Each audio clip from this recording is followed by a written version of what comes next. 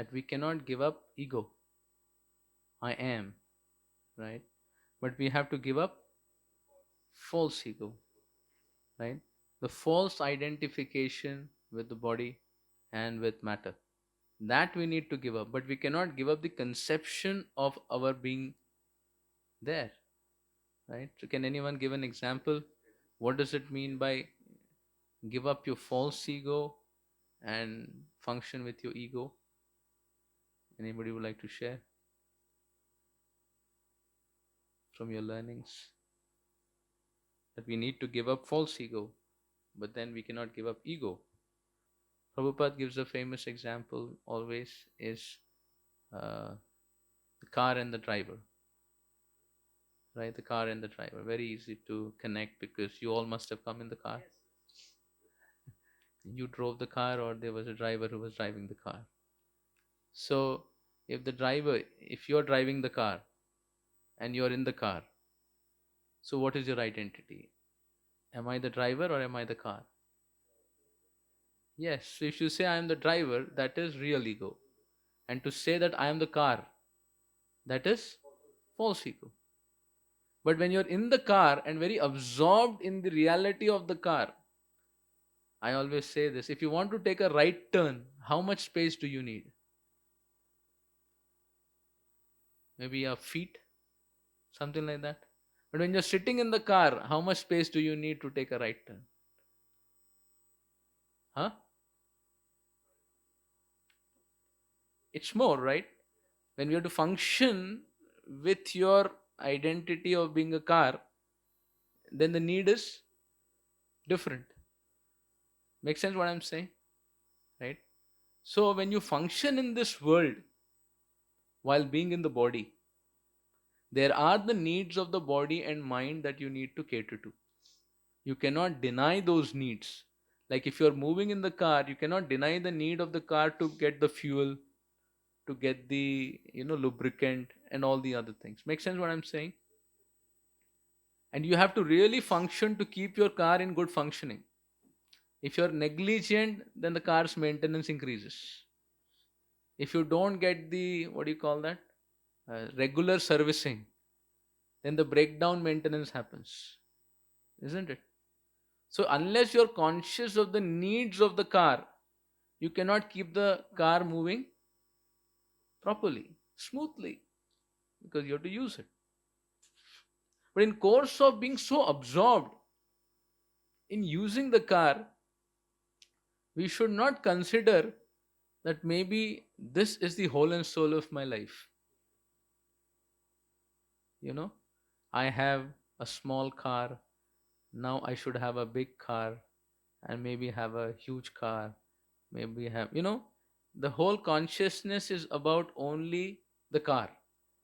And you're not worrying about the need of your own self, who is the driver. So, this is what would mean the false ego. That means what you're dealing with, you become so obsessed with it, so absorbed with it, that your very need, you don't have time. As Amit Golpru rightly pointed. So we when we are sitting in this, that's why if you say I'm sitting in the car, so we have ahankar, aham कार. So अहंकार है कि मैं ये शरीर हूँ, मैं भारतवासी हूँ, मैं बिजनेसमैन हूँ, मैं ये हूँ वो हूँ, right? Each of us have an ahankar. So now this ahankar, if we are only absorbed in it and give all the attention to this and even conduct in the whole world only with this identity, and the whole world is about flaunting their car. Your car is this model and my car is updated model. And then we are having comparisons, right?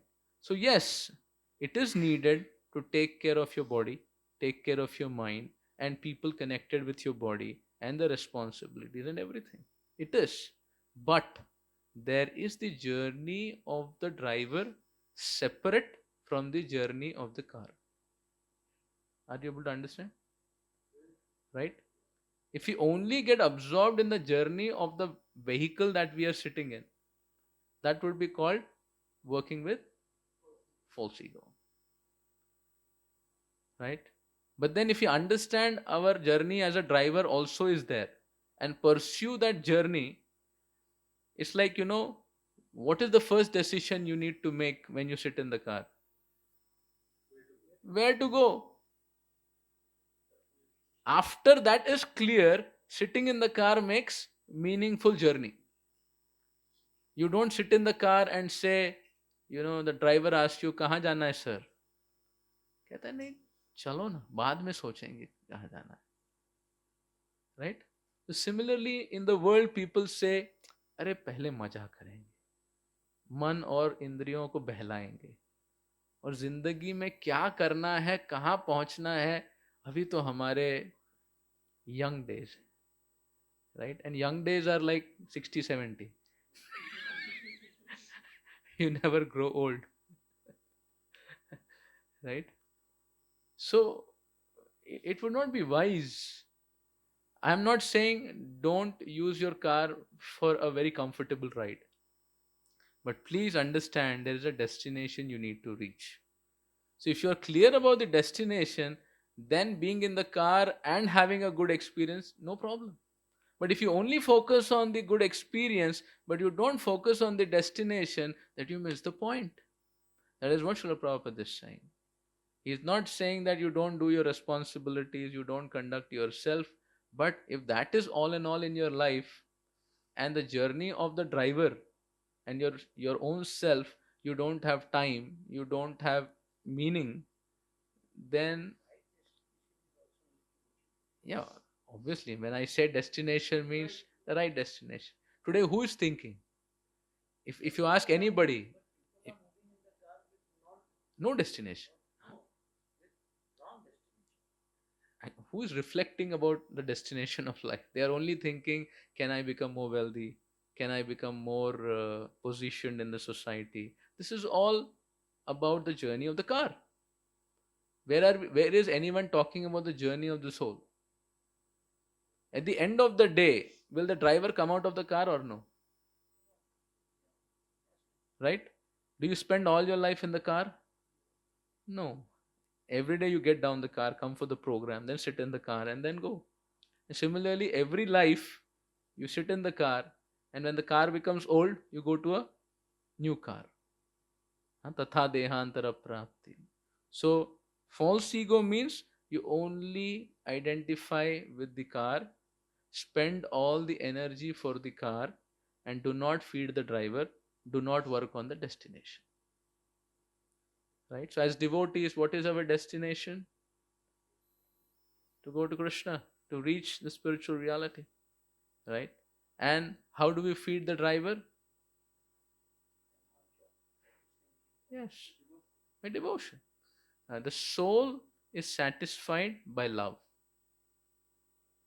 The nourishment of the soul is love, isn't it? When you experience love, even if bodily needs are not so much taken care, you still feel cholbai. But imagine you don't feel warmth, you don't feel affection, and you have all resources. Do you feel okay? No. You will feel very, very bad. I always give this example. Imagine we leave you in Calcutta with all the wealth of Calcutta all alone. How many of you would prefer that? All alone with all the wealth of Calcutta. You are like, trillionaire or whatever, with more than trillion maybe. All the wealth. How many of you would opt for it? All alone, but. And be in the situation what you are in with the people around, family around, friends around. Which is preferred? What does that mean? That means we run after money, but money is not our primary need.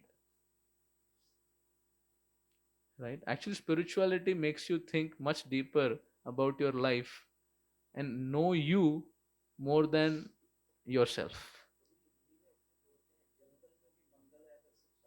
Yes. परंतु क्योंकि हम धन ऐश्वर्य के पीछे भागते हैं, तो बहुत सारी चीजों को हम समझ नहीं पाते. Right? Because there's ambition, there is passion, for that. So then we lose the purpose. People lose health, people lose relationships, people lose so many things in the course of wanting to make something, isn't it? So this is like, so what I'm trying to say is, even on a level of driving your car well, if you don't acknowledge these two journeys, you won't even be able to ride your car well. Make sense what I'm saying? Leave alone spirituality. If you have a wrong understanding, even your car's journey will be very, very cumbersome with that material, with that identity. But when you know that you're actually the driver who's sitting in the car navigating, then you will see even your journey of the car can be very, very thoughtful and very meaningful. Make sense what I'm saying? Yeah, you will not be confused about how things work in life, because you know there is. So the usual reason why people become dissatisfied is because they nourish the car, ahankar, but they don't nourish the driver. If you fill petrol in the car, does the driver get satisfied? The driver needs food.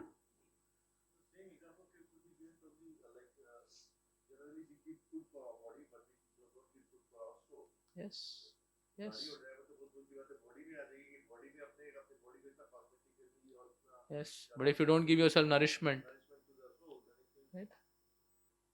Yeah, you'd make external decoration, but you don't feed your stomach, you will feel completely weak. So this is the point that is being explained, that what do you call ana ahankara evacha. One should understand one's true ego and then function in this world with the body, with all the resources you have. Then you will make sure you are nourished, you reach your destination along with your car. Yes, Prabhu. Hmm.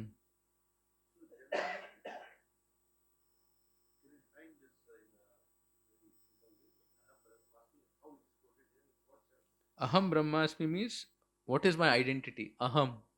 Aham Brahma Asmi. That means I am part and parcel of the Lord. So I am a servant of the Lord. What is my identity? Aham Brahmasmi. You hear that? Aham Brahmasmi means I am the spirit soul. I am the driver. Huh? So I am the, no, I am the Brahman means not that I am God. A good amount of philosophers say Aham Brahmasmi matlab मैं भी. Yes. So yes. So Aham Brahmasmi means I am that Brahman's part and parcel. I am the quality of the Brahman, but I am not the Brahman. Just like I am the drop of the ocean water, but I am not the ocean. Right? So we have to understand it in the conception that I am spirit soul. So the quality of me is different from the quality of the dead matter that I'm dealing with. Isn't it? People use it very nicely to say that actually we are God.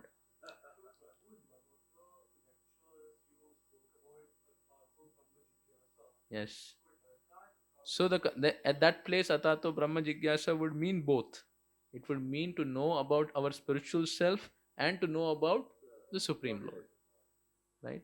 So what happens in Sanskrit, when a word is used, it will have a different meaning according to the context. Like the Atma means soul. But many places, if you see, Atma is also referred to the body. And Atma is also referred to the mind. I'll show you shlokas, you know, that Atma in some places would mean it is referring to the body. So that's why in Sanskrit you will see the same word has many meanings. No, no, it depends on like the place where it is used. You know, is it referring to the person or is it referring to the external? That is why the Shastras have to be understood in parampara. They cannot be just interpreted and speculated. You learn from the teachers and they will give you an emphasis. Okay, this is what it means. Then the purport will be clear.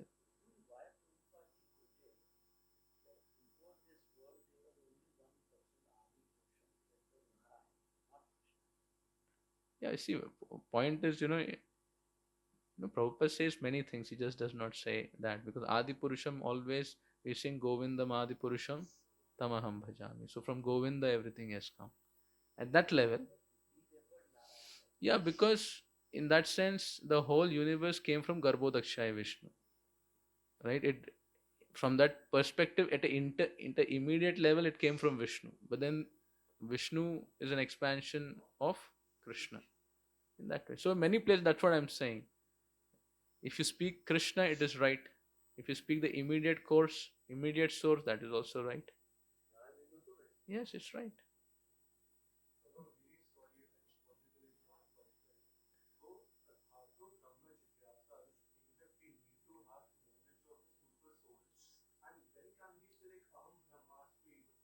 No, no. Atato Brahma Jigyasa means we should have Jigyasa about Brahma.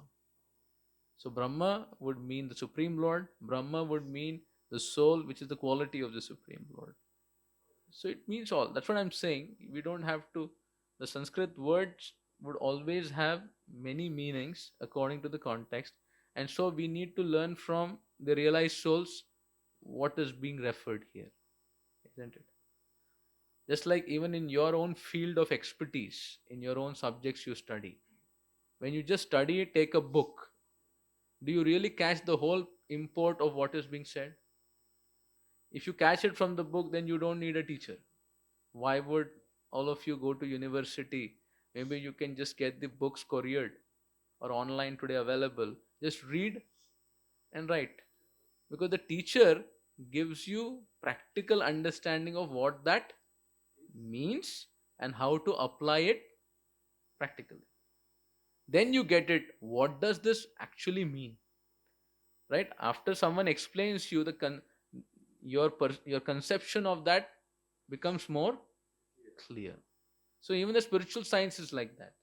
You take something verbatim, but then you need to really understand what is the import of it and how does it apply. Right?